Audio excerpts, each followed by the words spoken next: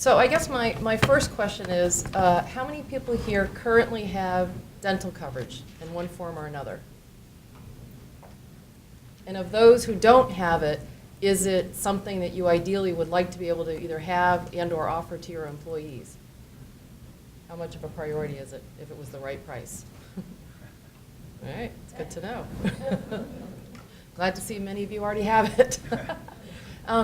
So before today, before Eric mentioned the pediatric dental benefit, how many people here had even heard about the pediatric dental benefit or the fact that it's somehow related to the Affordable Care Act? Those of you who had not heard of it before, you are not alone. Most people don't know about the pediatric dental benefit. So hopefully this is going to be enlightening and give you an idea of whether or not you have to offer it to your employees and have it coverage yourself or not. Because as Eric mentioned before, there's a lot of confusion about the pediatric dental benefit. Okay, so what I'm going to do is basically explain a little bit about, briefly about what the pediatric dental benefit is, try and answer some questions about who actually has to have it, and then I'm going to talk about the plans that Northeast Delta Dental is offering on the exchange, and I'll make reference to what we have off the exchange too. Okay. It's great when you figure out how to work at the first click.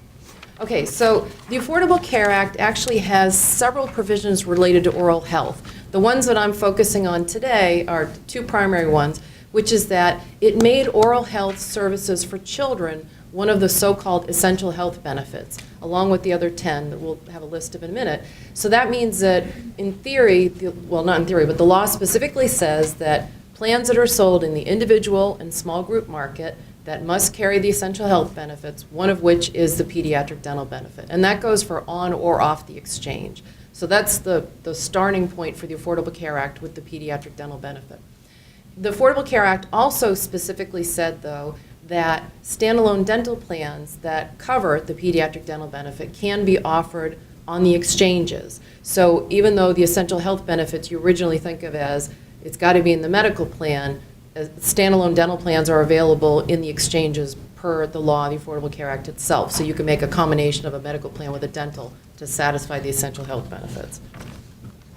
Okay, and here are, as you're probably familiar with, the 10 essential health benefits. So these are the categories that health plans are to cover, with the exception of the pediatric dental services at the bottom there, which is, I'll talk about that in a second. But from the get-go, I mean, for those of us who are oral health advocates, it's great public policy, that there was a recognition that having children having a requirement that kids have dental coverage, it's great. Unfortunately, as soon as the law was passed and regulations started coming out from it to give, put the meat on the bones of the Affordable Care Act, the pediatric dental benefit kind of started getting chipped away at in terms of who had to have it. And one point I want to make here too is that since we're just talking about the pediatric dental benefit, this is limited to children. Adults are not required to have the pediatric dental benefit. So I'll go into that in a little more detail, but from the get-go, just realize that that's one of the key things first. So the essential health benefits, you likely know, and this is not immediately relevant to you, but the essential health benefits do not apply to large groups, don't apply to self-insured medical plans, don't apply to the grandfathered plans.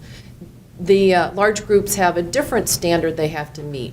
They basically have to meet like the bronze level plan, the 60% actuarial value. So it's not like they're, get away scot-free without having to comply with some bare minimum, level of coverage. But the essential health benefits specifically don't apply to these groups. And as you probably know, back in, I think it was late November, maybe it was early December, I don't remember exactly, when President Obama said that people who had existing medical plans who wanted to renew them for a year in order to basically buy a year of time of having to figure out how to comply with the Affordable Care Act, right? Remember that? You said if you have a plan that was in existence October 1, if your carrier is willing to do it, you can just extend it, renew it for an additional year. And obviously, since those plans didn't comply with the ACA, because nobody had to comply with the ACA plan-wise until January 1, those plans do not have to comply with the ACA, as long as it's in the existence for the additional year.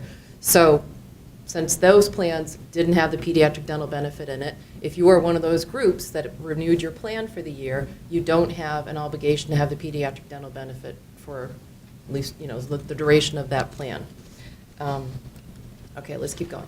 All right, now, how is that pediatric dental benefit available? You can either get it embedded in a medical plan, and Anthem has a few plans offered that have the embedded benefit in it, or you can get it in a standalone dental benefit plan. And both Anthem and Delta Dental are offering these standalones on the exchange, on and off the exchange, actually. Well, on the exchange, I'll say.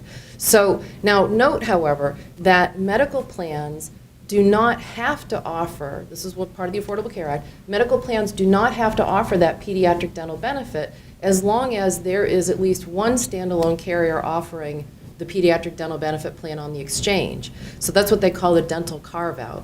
That's what allows, in the case of Maine Community Health Options, to have a medical plan that offers all but the pediatric dental benefit, because there is at least one standalone carrier on the exchange in Maine that's offering the dental. So that's the pairing that people can do. You can either get it all through one carrier, or you can pair up a medical-only plan with a dental-only plan. So that's per the ACA way. So when I mentioned before that the feds, as soon as they passed the law, or as soon as the regulations started coming out about the ACA and the pediatric dental benefit, who had to have the pediatric dental benefit immediately started getting chipped away at. Some of it made sense. Very early on, they came out and said, okay, adults don't have to have the pediatric dental benefit, which makes sense, right? You shouldn't have to have it if you can't use it. And then they said that if you buy one of the 9 out of 10 medical plans, which is a qualified health plan, right? Any medical plan that's being sold on the exchange is a qualified health plan. You had to get that certification in order to be offered on the exchange. Well, what the feds did was they tied, how everybody has the individual mandate? Individuals have an obligation to have health coverage for the year. And it's not tied to if you have a plan that covers all 10 essential health benefits. It's tied to if you have a qualified health plan. So you can have a 9 out of 10 health plan and it's qualified and you've satisfied the individual mandate. So that was one other way that a whole category of people don't have to have the pediatric dental benefit to worry about any kind of penalty coming to them, okay? Another category was anybody who has employer-sponsored health insurance. If you have employer-sponsored health insurance, that satisfies the individual mandate, and therefore that person would not be subject to any penalty if they don't have the pediatric dental benefit in that employer-sponsored health insurance. So again, can you see why I want to say my message is not don't have dental coverage. It's just that you may not have to have the pediatric dental benefit for yourselves or for your employees. And the message is not, therefore, don't have dental coverage. It just means that you can look at other options if you want to offer dental coverage. If you're currently offering it, you might want to renew what you have. You might want to look at other options on or off the exchange. And the reason why I say that is because the pediatric dental benefit is a very prescribed, benefit that looks very different than what's out on the market right now. And for many families, traditional dental plans work better for them, particularly as we're waiting to see how the feds are going to straighten out what the pediatric dental benefit is and give more clarity to how it's going to actually work, in terms of out-of-pocket maximums, a lot of things that are in play. While that gets flushed out, it's just something to be aware of, is that if whether or not you're required to have it should be your first question, but then think about, okay, well, what kind of dental coverage do we want to have, whether or not we're required to have it. Yeah. The traditional ones that we have do not, right? No, pretty much, well, I could say, with about 99.9% certainty that nobody's plans that were in existence before January 1st of this year comply with the pediatric dental benefit. Our plans that we're offering on the exchange comply with the pediatric dental benefit. I'm sure Anthem's, all of them must have had to be on the exchange also. Some carriers have plans off the exchange that are available that do comply with the pediatric dental benefit, and others do not. We don't currently, for 2014, have them that don't comply with the pediatric dental benefit. We will next year, but we don't this year. Okay, so who does Maine's pediatric dental benefit cover? So in Maine, the pediatric dental benefit, no matter who's offering it, no matter which carrier, it has to mirror a certain federal employee plan that was selected for the state, I should say. So pretty much any pediatric dental benefit is going to look the same in terms of what it actually covers. The cost sharing could be different, but what it covers is the same.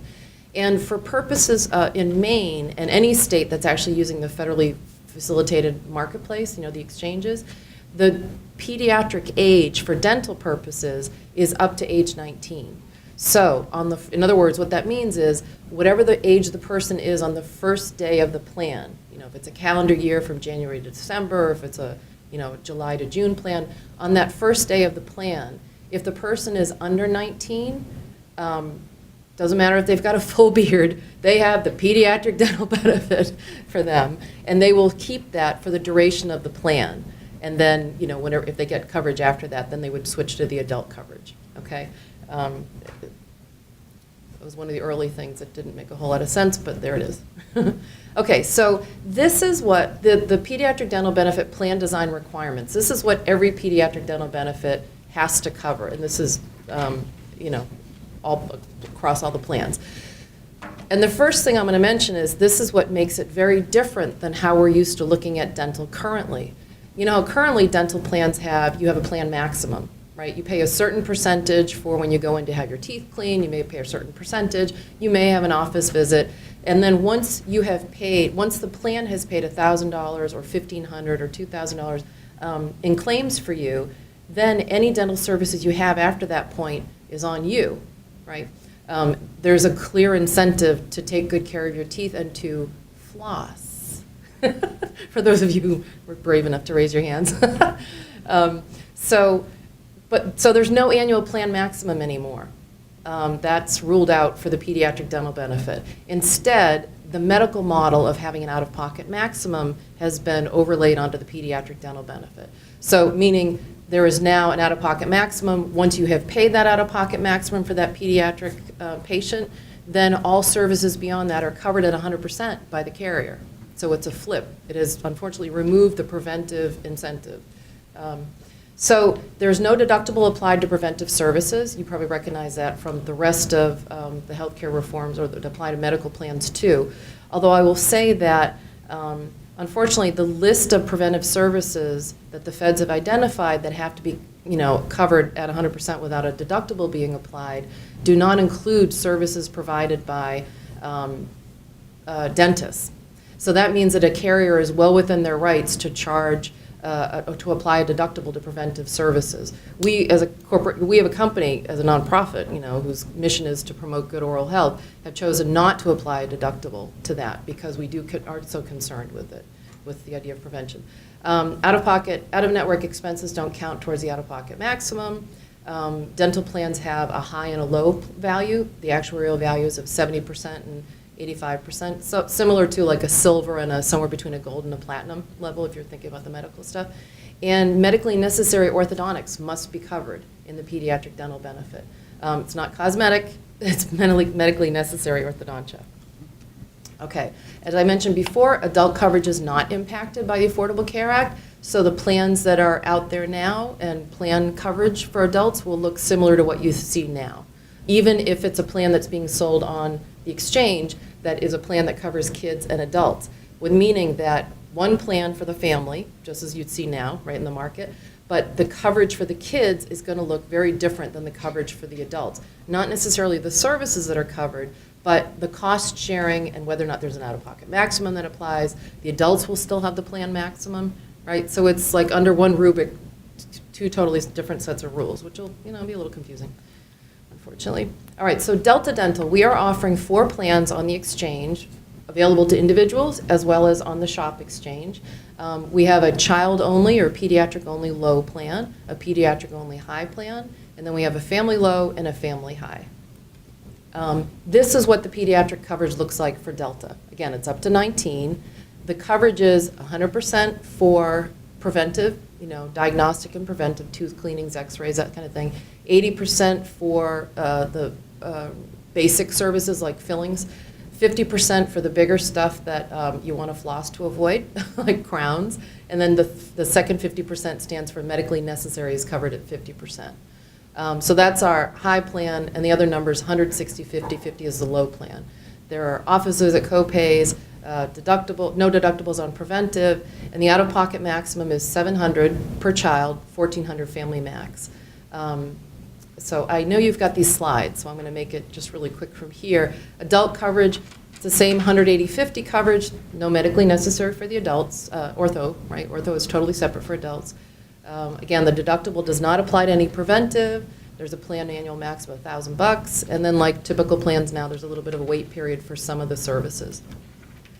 So it's quickly, it uses our Delta Dental PPO network. One of the advantages of that is because it's a national network, if someone has kids in their plan or off at college, the kid can go to whatever dentist is local to them, you know, in Colorado or wherever they're going. This is a cheat sheet. You have copies of my slides, right? Okay, this is a cheat sheet that's just to help you refer to like a quick hit, kind of the basic information about each of the plans. This is actually, that's just for your own use. That's not something we distribute to members.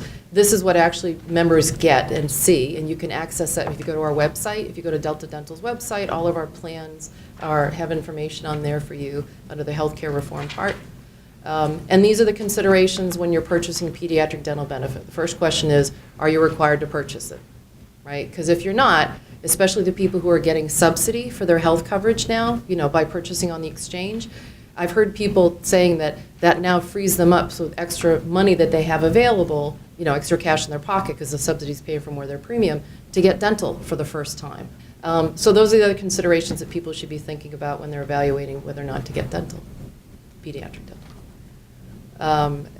One final point is quickly that it's kind of a weird message, but the employer shared responsibility payment doesn't apply to small groups. You know that, right? There's no penalty to you if you're a small employer and you're choosing not to offer health coverage. You know, as Mitchell was saying, for a variety of reasons, it may actually be better not to offer, depending on what you're offering. But so what that means is you can offer whatever dental plan that you want. I think I made that point earlier. You can offer whatever dental that you want without concern about, you know, violating something that's going to get you the employer shared responsibility. So there are more options off the exchange and family coverage than the prescribed pediatric dental benefit. So there you have it. Thank you. For any clarification.